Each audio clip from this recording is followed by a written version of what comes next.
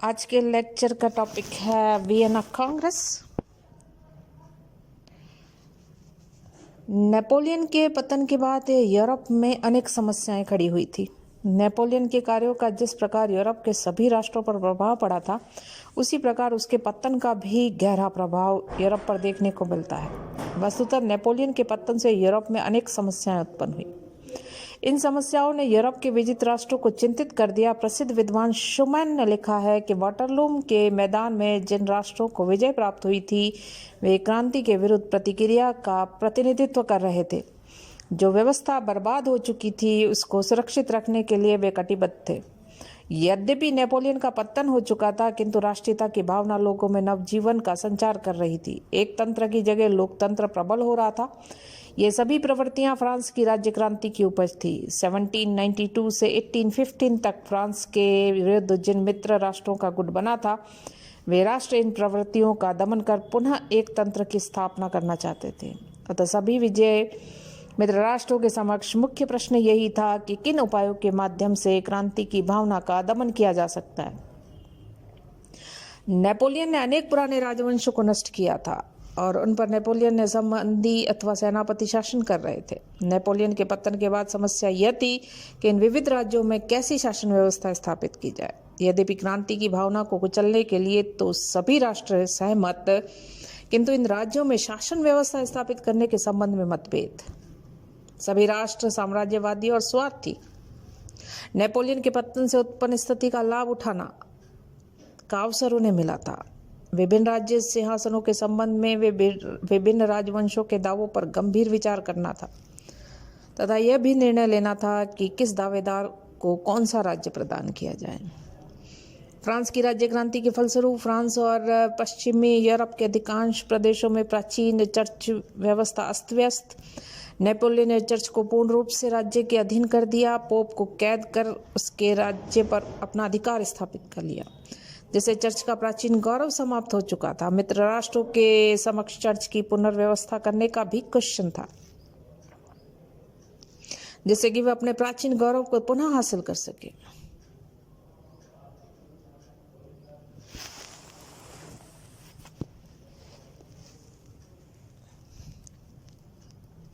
इन सभी समस्याओं के अतिरिक्त सबसे महत्वपूर्ण समस्या यूरोप में पुनः युद्ध की संभावना को टालना। नेपोलियन के निरंतर युद्धों से यूरोप बर्बाद हो चुका था और युद्ध से त्रस्त राज्य अब शांति और व्यवस्था चाहते थे। अतः मित्र राष्ट्रों का यह विचार था कि यूरोपीय राष्ट्रों के जिस गुट ने नेपोलियन को परास्त किया, उस गुट को यदि कायम रखा जाए तो भविष्य में युद्ध की संभावना टाली जा सकती है।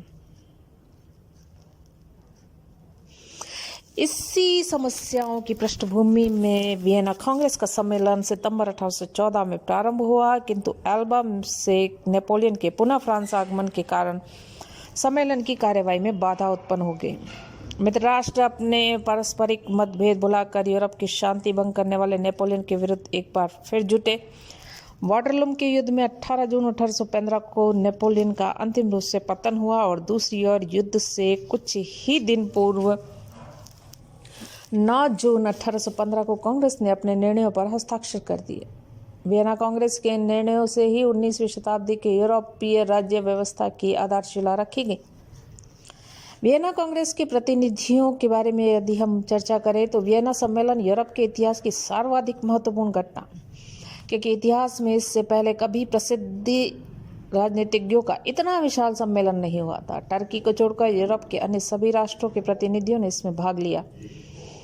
इसके अतिरिक्त सैकड़ों की संख्या में पत्र प्रतिनिधि, वैज्ञानिक, अध्यापक, धर्मगुरु, कुलीन आदि सम्मिलित हुए थे। इसमें ऑस्ट्रिया के सम्राट, रूस के जार, प्रशिया के डेनमार्क, बुटेनबर्ग, बवेरिया के शासक, पोप का प्रतिनिधित्व कार्डिनल साल्वे, ब्रिटेन का प्रतिनिधित्व वहां के विदेश मंत्री कैसलर, ड्यूक ऑफ वेलिंगटन ने किया। फ्रांस की ओर से प्रसिद्ध कूटनीतिज्ञ टेलरा, ऑस्ट्रिया के प्रधानमंत्री मैटर ने कांग्रेस का अध्यक्ष बनाया गया। यद्यपि निरंतर युद्धों के कारण ऑस्ट्रिया की आर्थिक स्थिति शोचनीय थी, फिर भी सम्राट फ्रांसिस तथा प्रधानमंत्री मैटरनिक ने आमंत्रित अतिथियों का शानदार भोज तथा नृत्य आदि के कार्यक्रम से आत्मविभोर कर दिया।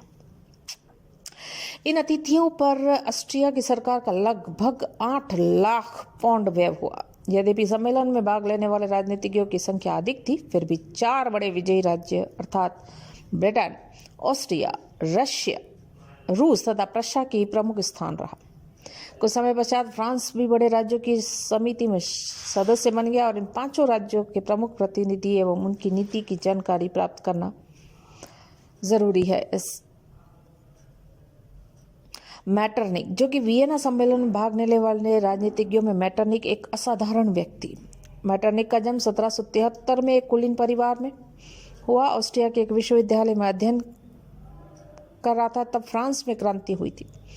फ्रांस से भागे हुए कुलीनों से क्रांति की कहानियां सुन सुनकर उसके हृदय में क्रांतिकारियों के प्रति घृणा उत्पन्न हुई थी। इसलिए वह क्रांति तथा नवीन प्रवृत्तियों का कट्टर शत्रु बना।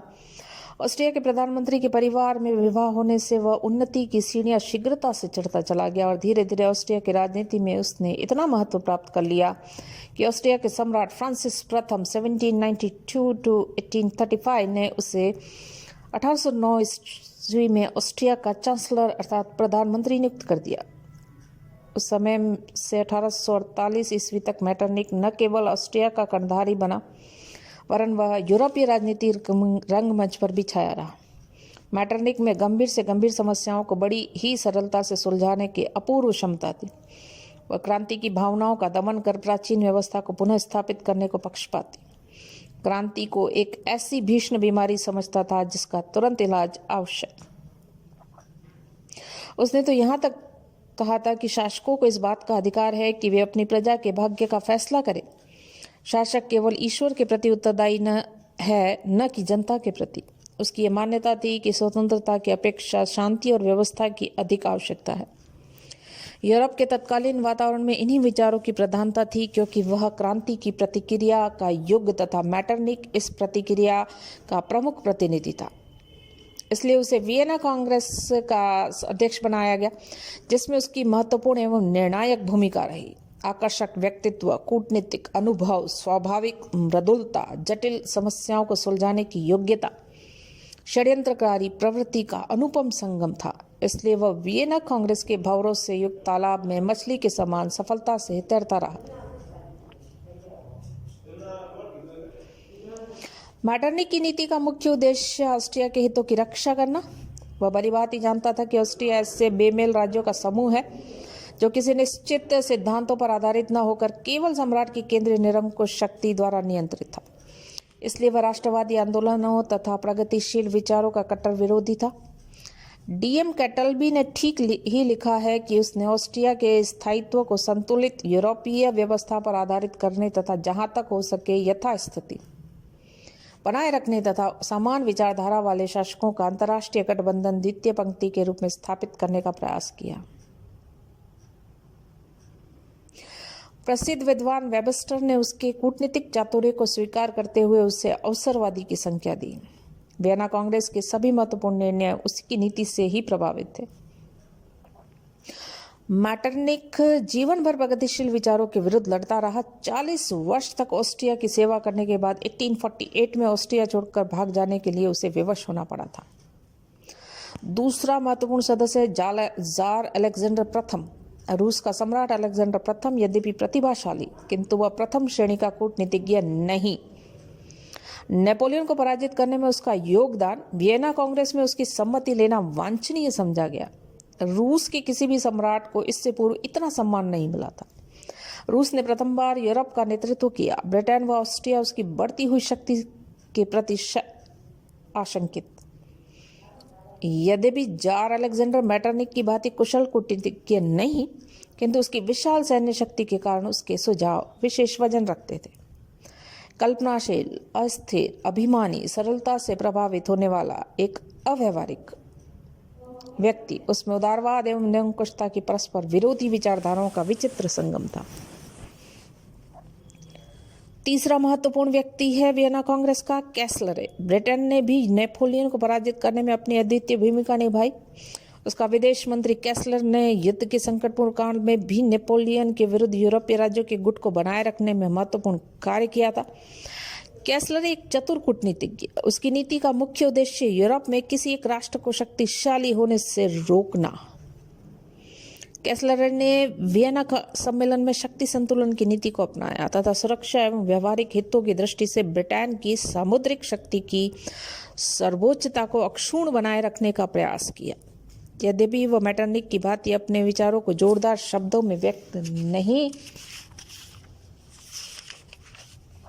कर सकता था, तथापि वह अपने मित्रों को सदैव प्रभावित करता रहता था। कैसलर ने दास व्यापार को भी समाप्त करने का प्रयास किया। फरवरी 1815 तक वह वियना में प्रमुख प्रतिनिधि रहा।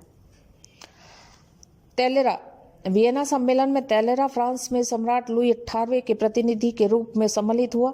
नेपोलियन के शासनकाल में 1799 से 1807 तक फ्रांस का विदेश मंत्री रहा। जब मार्च 1814 में मित्र राष्ट्रों की सेना पेरिस में प्रविष्ट हुई, तब टेलेरा ने ही नेपोलियन को गद्दीच्युत करने का प्रस्ताव पारित किया। यद्यपि उसने नेपोलियन की बड़ी भक्ति व श्रद्धा से सेवा की, किंतु उसके पतन के साथ ही उसने अपना रंग बदल दिया। बूर्बो वंश का कट्टर समर्थक, एक पराजित राष्ट्र का प्रतिनिधि होते हुए भी उसने सम्मेलन के निर्णयों पर विजयी राष्ट्रों के समान ही प्रभाव डाला। सम्मेलन में आए हुए कूटनीतिज्ञों के पारस्परिक मतभेदों का उसने लाभ उठाया, देश को युद्ध की क्षति से बचा लिया। रूस व ऑस्ट्रिया के मतभेदों से लाभ उठाकर अपने पराजित देश को यूरोप में पुनः सम्मानपूर्ण स्थान दिलवाया। टेलेरा वियना सम्मेलन में एक सफल कूटनीतिज्ञ सिद्ध हुआ। फ्रांस की खोई हुई प्रतिष्ठा को पुनः स्थापित करने में सफलता प्राप्त की, परंतु सम्मेलन की समाप्ति के पश्चात फ्रांस में उसे सम्मानित पद प्राप्त नहीं हो पाया। इन चारों शक्तियों के अतिरिक्त प्रशा के शासक फ्रेडरिक विलियम तृतीय ने भी सम्मेलन के कार्यों में महत्वपूर्ण भाग लिया। वह अपने मित्र जार अलेक्जेंडर से पूर्णतः प्रभावित। उसने स्वतंत्र रूप से किसी भी तरह की कोई चेष्टा नहीं की, केवल रूस की विदेश नीति का मूलतः अनुसरण करता रहा।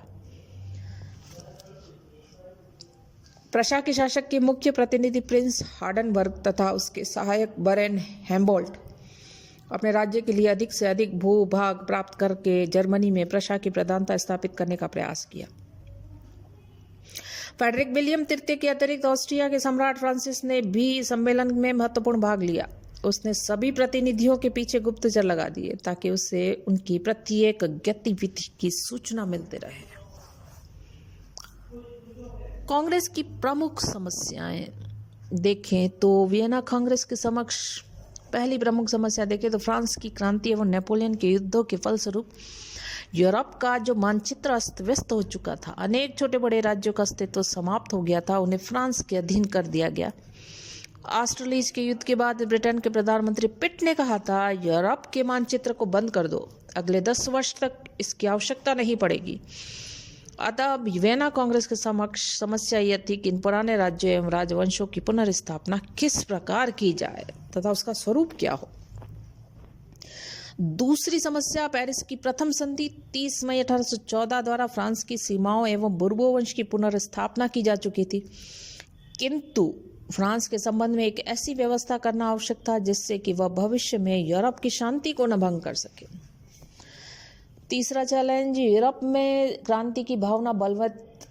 यद्यपि फ्रांस की क्रांति समाप्त हो चुकी थी, फिर भी समानता, स्वतंत्रता, राष्ट्रीयता के सिद्धांत लगभग सारे यूरोप में फैल चुके थे। इटली, जर्मनी, ऑस्ट्रिया, रूस व स्पेन में जनता जनतंत्रीय शासन व्यवस्था स्थापित करने को उत्सुक।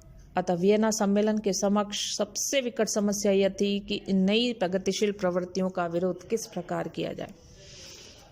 सम्मेलन में भाग लेने वाले राजनीतिज्ञ घोर प्रतिक्रियावादी, इसलिए क्रांतिकारी एवं प्रतिक्रियावादी परस्पर विरोधी सिद्धांतों के संघर्ष का फैसला करना सम्मेलन की मुख्य समस्या।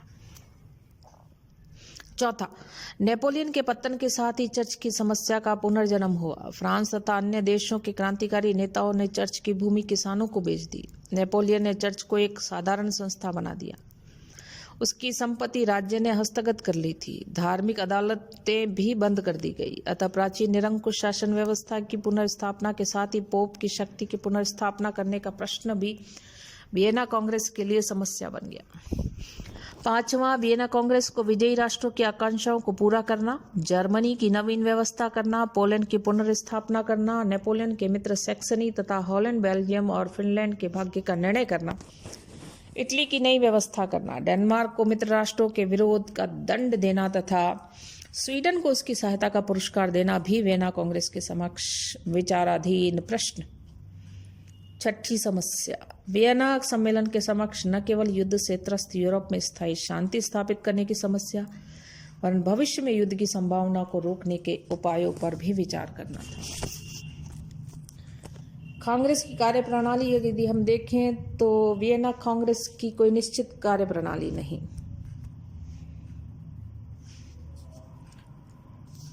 न तो प्रस्ताव प्रस्तुत किए जाते थे, न मतदान की व्यवस्था। बड़ी बड़ी दावतें खाते हुए, नाच घरों में नृत्य देखते हुए अथवा मधुर संगीत लहरी का रसास्वादन करते हुए राज्यों की सीमाओं को घटाने बढ़ाने के प्रश्नों पर विचार कर निर्णय लिए जाता था। कोई राजनीतिज्ञ हंसी मजाक में कोई बात कहता और यदि वह दूसरे को पसंद आ जाती तो वह स्वीकार कर ली जाती। ऐसे निर्णय करते समय जनता की इच्छा या अनिच्छा पर कोई ध्यान नहीं दिया गया। प्रारंभ में 4 बड़े राज्य रूस, ऑस्ट्रिया, प्रशिया, इंग्लैंड अपने स्वार्थ की सिद्धि हेतु अपनी इच्छा अनुसार सम्मेलन को संचालित करते रहे। निकोलसन ने अपनी पुस्तक कांग्रेस ऑफ वियना में लिखा है कि पेरिस की प्रथम संधि की एक गुप्त धारा द्वारा 4 बड़े राज्यों ने सभी महत्वपूर्ण प्रश्नों के संबंध में निर्णय करने का अधिकार अपने लिए सुरक्षित कर लिया था, जिसकी अन्य छोटे राज्यों को जानकारी तक नहीं थी। किंतु टेलरा ने छोटे राज्यों की ओर से 4 बड़े राज्यों के निर्णय लेने के अधिकार को चुनौती दे डाली।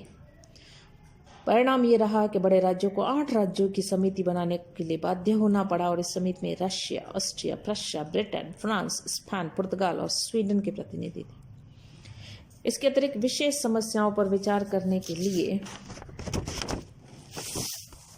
10 उप समितियां बनाई गई, किंतु कई विषयों में इन उप समितियों में अवहेलना की गई। बड़े राज्य अपनी इच्छा अनुसार कांग्रेस की अनुमति के बिना ही महत्वपूर्ण निर्णय कर लेते थे।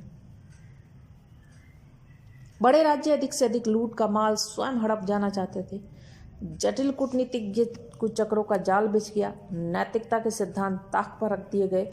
विचारों के आदान प्रदान का कोई महत्व नहीं रहा। बड़े राज्यों के साम्राज्य लिप्सा के कारण ऐसे तीव्र मतभेद उत्पन्न हुए कि कांग्रेस के भंग होने की स्थिति उत्पन्न हो गई। मार्च 1815 ने नेपोलियन की एल्बा से वापसी तथा 18 जून को वाटरलू में उसकी अंतिम पराजय तक सम्मेलन के कार्य में व्यवधान उत्पन्न हो गया। 9 जून 1815 को कांग्रेस के अंतिम निर्णय पर 7 राज्यों ने हस्ताक्षर किए, किंतु फ्रांस के संबंध में मतभेद हो जाने के कारण पेरिस की द्वितीय संधि 20 नवंबर 1815 को ही हस्ताक्षर हो पाई। कांग्रेस के आधारभूत सिद्धांतों में देखें तो वैधता का सिद्धांत, यह टेलरा द्वारा प्रतिपादित एक मैटरनिक द्वारा समर्थित सिद्धांत। कांग्रेस के सभी सदस्य यूरोप में यथास्थिति बनाए रखना चाहते थे, अतः वैधता का सिद्धांत स्वीकारा गया। इसका अर्थ यह था कि जो शासक नेपोलियन द्वारा पदच्युत कर दिए गए हैं उन्हें वैधता अथवा न्याय के आधार पर उनके राज्य एवं अधिकार वापस मिलने चाहिए। इसी सिद्धांत के आधार पर फ्रांस के शासक लुई 18वें को मान्यता प्राप्त हुई तथा स्पेन, नेपल्स एवं सिसिली में बुर्बो वंशीय शासकों को पुनः प्रतिष्ठित किया गया। हॉलैंड पर ओरेंजो वंश का तथा अन्य प्राचीन राज्यों पर वहां के पुराने राजवंशों का अधिकार पुनः स्थापित किया। दूसरा, शक्ति संतुलन का सिद्धांत।